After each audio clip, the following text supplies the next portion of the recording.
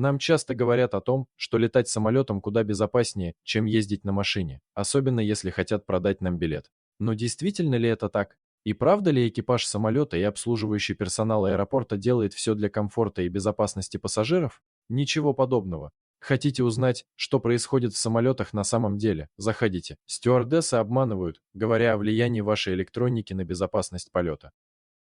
Как известно, перед взлетом стюардессы просят пассажиров выключить все электронные приборы.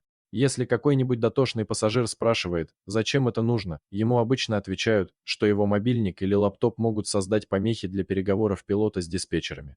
На самом деле, это не так. Начнем с того, что отключенный от интернета прибор на такое в принципе не способен, а на борту, как правило, Wi-Fi нет. Но нет смысла указывать на это стюардессам. Они все равно не скажут вам, что на самом деле от вас требуют отключить электронику, чтобы вы внимательно послушали рассказ бортпроводников об использовании спожелета и процедуре эвакуации из самолета. Других причин выключать электронику на борту нет. Вас запросто могут высадить с рейса, несмотря на наличие билета. Чтобы рейс окупился, авиакомпании необходимо продать, как минимум, 75% мест. Поэтому кассиры без сомнений бронируют больше мест, чем действительно есть на борту, ведь многие пассажиры свою бронь не выкупают. Однако, если выкуплены окажутся все билеты, пассажиров на борту окажется больше, чем мест. Обычно такую проблему стараются решить вежливо, предлагая пассажирам бонусы за согласие пересесть на следующий рейс. Но если случается накладка, и пересесть никто не соглашается, службе безопасности разрешается предпринимать экстренные меры, например, силой вывести лишних пассажиров, чтобы дать рейсу улететь вовремя. В вашем самолете может не хватать винтиков. Иногда, взглянув, к примеру, на крыло самолета, вы можете заметить, что круглые отверстия на листах металла, предназначенные для шурупов, скрепляющих обшивку, пусты. Это достаточно частое явление, шурупы со временем имеют обыкновение вылетать со своих мест. Впрочем, по мнению технических служб, это не опасно. Во время осмотра самолета техники следят лишь, чтобы отсутствующих винтов оказалось не слишком много. Одеяла и подушки в самолетах стирают крайне редко. По правилам, подушки и одеяла, которые раздают в самолете пассажирам, должны стираться каждые 5 дней. За это время самолет может выполнить с десяток рейсов, а значит, вам придется пользоваться одеялом и подушкой после нескольких пассажиров, причем неизвестно, насколько здоровых. Однако некоторые авиакомпании ради экономии не соблюдают и эти сроки, и вам вполне может встретиться одеяло, в последний раз постиранное еще до прошедшего Нового года. Дополнительный запас топлива обеспечивает всего 45 минут полета. На каждом самолете имеется дополнительный запас топлива на случай необходимости обойти грозу или долететь до ближайшего аэропорта, если аэропорт назначения закрыт, к примеру, из-за нелетной погоды. Но запас этот не так уж велик, его хватает лишь на 45 минут дополнительного полета. Так что если вам сообщают о большом грозовом фронте впереди, можете начинать считать минуты. Упадете вы, конечно, вряд ли, но в случае излишней задержки посадка в другом аэропорту вполне вероятно. Кислородная маска спасает лишь на четверть часа. Пассажирам часто рассказывают о том, что в случае аварии кислородная маска может спасти им жизнь. Однако их не предупреждают, что запаса кислорода в баллоне хватает лишь на 12-15 минут. Если по каким-то причинам самолет не успеет за это время уйти с высот, на которых недостаточно кислорода, маска станет столь же бесполезной, как косметичка. Более чем половине пилотов случалось заснуть в полете.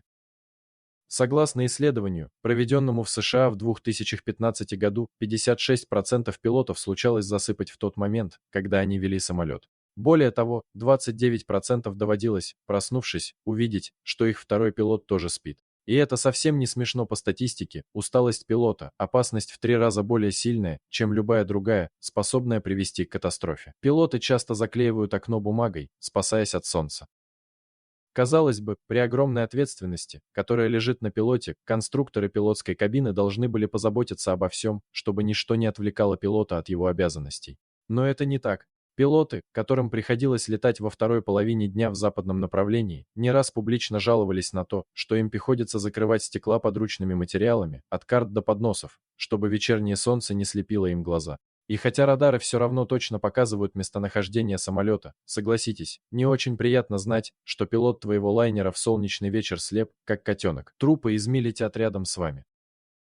Ознакомившись с полным списком грузов на борту самолета, среднестатистический пассажир может быть сильно шокирован. Дело в том, что трупы, органы для пересадки, экзотических зверей, птиц и рептилий перевозят в грузовом отсеке на одних и тех же правах с вашими сувенирами и ластами с курорта. Думать об этом не то, чтобы страшно, но Как-то не хочется. Пилоты любят прихвастнуть своими умениями. По слухам, пилоты любят трудные посадки в сложных условиях гораздо больше, чем пассажиры, считая их необходимыми для поддержания себя в профессиональной форме. При опросе западноевропейских пилотов оказалось, что очень многие из них называют своими любимыми аэропортами для посадки Гибралтар, Неаполь и Мадейру, самые трудные аэропорты Европы. Надеемся, эта информация не испортит вам настроение перед полетом в эти места. Спожелет не всегда спасет вас. Спасательный жилет– отличное средство для спасения пассажиров самолета, совершившего экстренную посадку на море. Но лишь теоретически, потому что в истории современной авиации ни один самолет такой посадки не совершал. Так что точно сказать, поможет ли спастись фонарик для привлечения внимания спасателей и свисток, отпугивающий акул, точно сказать нельзя. Ну, а в более частых видах крушений он практически бесполезен. За ваше сидение в самолете бортпроводники получают деньги. Вы не задумывались, почему бортпроводники зачастую так рано закрывают двери самолета, который еще и не собирается двигаться к рулежке, и так поздно открывают их после остановки? Бывалые пассажиры утверждают, что в ряде западных авиакомпаний бортпроводники получают полетные надбавки лишь за время, когда двери воздушного судна закрыты. Так что выпустить вас поскорее просто не в их интересах. Самолет– настоящий рассадник бактерий. Толпа людей в замкнутом пространстве, спертый воздух, множество пыльных поверхностей и не всегда аккуратные пассажиры. Самолет не зря считают рассадником инфекций. Так что протирайте потщательнее столик перед обедом, многие пассажиры меняют на нем памперсы детям. И ни в коем случае не снимайте обувь в салоне, есть немалая вероятность, что на пол в предыдущем рейсе кого-то стошнило. Вам может не достаться спасательного жилета. Спасательный жилет может спасти жизнь пассажира во время крушения, но ужасный факт заключается в том, что под многими креслами в самолете жилета просто нет. Некоторые пассажиры воруют их как сувениры, а авиакомпании чрезвычайно редко проверяют их наличие. В результате, из 150 пассажиров знаменитого рейса 1549, потерпевшего в 2009 году аварию на Гудзоне, жилеты оказались лишь у 33. Так что перед стартом лучше проверить, положили ли вам этот шанс на спасение. Туалет в самолете– рассадник бактерий. Хотя туалеты и баки для отходов человеческой жизнедеятельности в самолетах регулярно обрабатывают обеззараживающими реагентами, в них все равно остаются бактерии, которые со временем обретают иммунитет ко всем реагентам. Что же касается воды из-под крана, боже вас упаси ее пить. Откроем малоприятный секрет: входа шлангов для слива экскрементов и пополнения запасов питьевой воды в самолете находятся в полуметре друг от друга и, вполне вероятно, обслуживают их параллельно. Не факт, что с соблюдением максимума гигиенических предписаний. Спасибо за просмотр. Подписывайтесь на канал, где вы найдете еще много интересного. А также ставьте лайки и пишите комментарии, что думаете насчет этой истории.